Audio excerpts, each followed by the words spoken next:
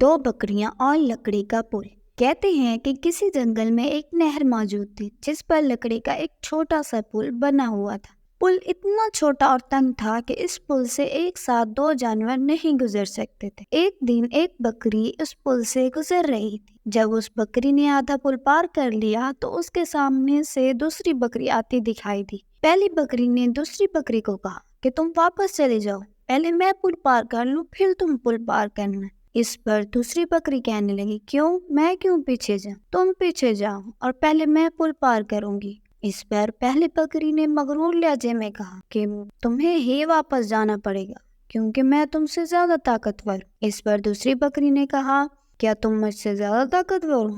ارے طاقتور تو چھوڑو، تم میرے برابر بھی نہیں ہو۔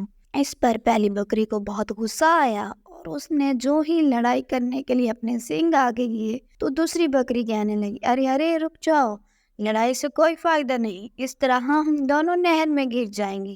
تم ایک کام کرو کہ میں نیچے لیٹ جاتی ہوں اور تم میرے اوپر سے کود کر پل کو پار کر لو۔ اور یہ کہہ کر وہ بکری پل پر لیٹ گئی۔ اس طرح پہلی بکری نے آہستہ آہستہ اس کے اوپر سے گزر کر پل پار کر لیا اور دوسرے کنارے پر پہنچ گئی۔ دوسری بکری بھی اس طرح آرام سے پل پار کر کے دوسرے کنارے پر پہنچ گئی۔